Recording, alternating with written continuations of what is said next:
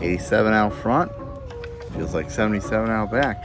So I'll transfer myself to the backyard and set up file transfer protocol by Halfway Crooks and Fast Fashion. East Coast meets West Coast. Got this from Adam Drinks Beer. Why don't we find out what this system protocol is all about right after the theme song.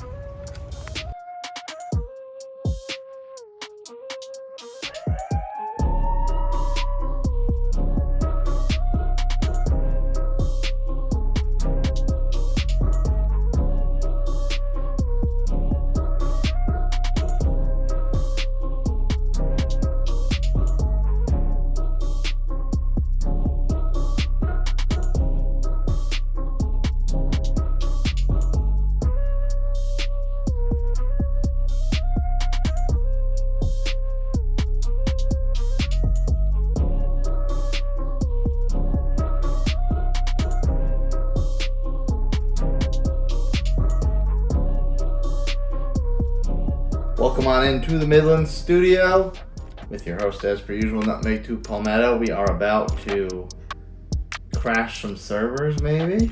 If you recall the previous Halfway Crooks example review I had on the channel, was also a very similar kind of style and branding with computer servers and hardwares and that sort of thing. I don't know if that's just a common thing that Halfway Crooks likes to do, or if it was just this particular run of beers that they put out. I got this one from Adam Drinks Beer. Adam Drinks Beer, I can speak. Follow him on Instagram, check him out on there. A lot of good content, including baby visits breweries. And this is just qualified as a single IPA, even though it's 7%, which is a double IPA in most people's books. If IPA is your thing, work your way on down in the comments. The first one pin has a link taking you directly to a playlist of all the other IPAs that I've done on the channel in the past. So, what do we got? It's almost like a coder, because on the top, it's a collaboration. Halfway Crooks and Fast Fashion. Halfway Crooks is out of Atlanta, just a hop, skip, and a jump west on I-20 from me. And then Fast Fashion, which is actually out in Seattle. So like I said in the open, very much East Coast meets West Coast. And underneath that says quality collaborative beer, and the can's already starting to sweat like a lot. I mean, it is 87 degrees outside today, so that shouldn't be too much of a surprise. But on either side of that, you see the plus, very much coding language on the can. Then there's this individual here with the laptop on his lap and holding a couple things over his shoulder. He's got a laptop on his lap that says 20 kg, which to me means kilograms, or Kevin Garnett, but to me means kilograms, and it says LOL. So I guess I'm not that much of a computer nerd. I don't know how kilograms, if that's what it really is short for in this context, or at least computers. But in any event, on one hand he's got like an old Mac computer, and it says ATL underneath with quote client above it, and on the other side it's got a bit of a hardware image with NZ underneath and quote server. And the reason it says NZ is because there's this image there's this logo of NZ Gap and New Zealand Good Agricultural Practice. And why does it say that? Because this is New Zealand Inspired IPA. Going by the name, as I said before, file transfer protocol. It is 1 pint, 473 mil, 7% alcohol by volume. Oh, it's got a little hidden message on the side written in code. No bad memories. Drink fresh. Well, I'm drinking this fairly fresh. Adam didn't give it to me that long ago.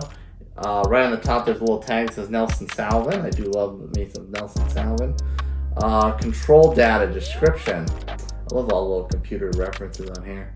Good file transfer technique relies on having a secure connection. Now that your files are safely delivered, let your boss know that you're taking it easier for the next few days. Few days? It's only a 7% beer, what the heck? Oh, and by the way, the computer on his lap says TCP/IP Seattle. Seattle, of course, being where Fast Fashion is from. So, that's a lot on the can. There's not a whole lot on Untapped. ABV is confirmed. 275 rankings, 273 unique, 250 rated, and it's pretty respectable, 3.84. Color is pretty bright, little cloudy, and it actually is classified as a New Zealand IPA. So, what do you say we find out how the difference from all our regular American IPAs and New England IPAs, and find out what it's all about, not to waste any more time.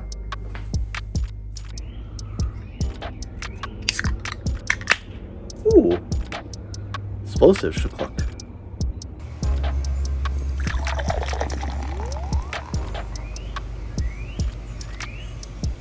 Ooh. I can't really see that upside down snowfall too much. Just a lot of bubbles on the pour. No head. Sure, this is an IPA, not a sour. There's like no head on that at all. Smelling, you know, it's an IPA though. All right, I'll try to speed up a little bit. I know I rambled quite a bit in that opening segment. Color, shadow. I don't know how much of that you can see. I see a little bit, but that's through benefit of the light, of course. I don't know how much you're gonna see on your end. It's a pretty darker type of orange hue.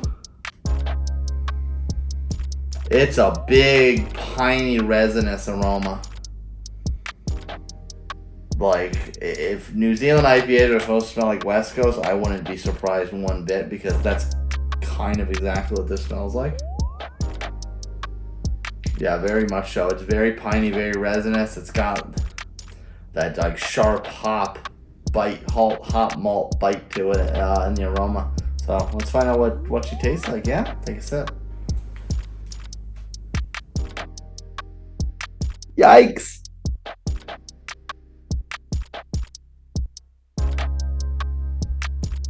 That's a little better. Oh.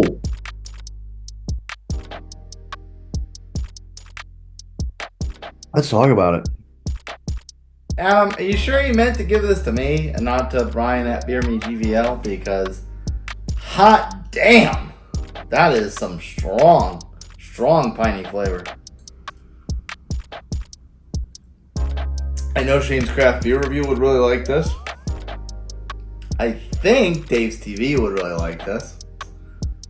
I don't think Brian the Beer Snob would like this. Beer for Breakfast Facts for Snacks might like this. I'm gonna run out of cards. Too many shout outs.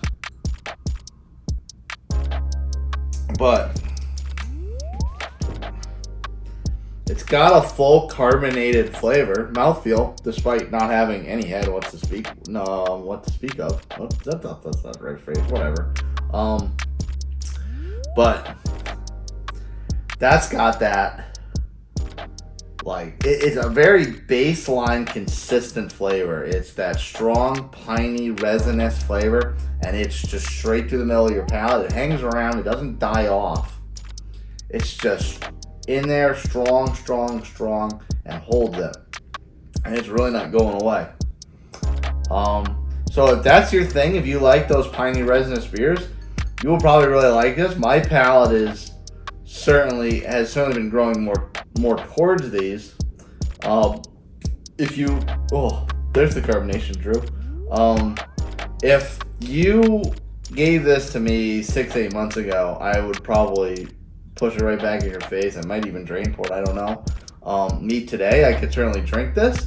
It's not as pleasurable to me as other West Coast that I've grown more fond. Of. Obviously, this is not technically a West Coast, but for the sake of the argument, it's not as enjoyable to me as some of the other ones I've had.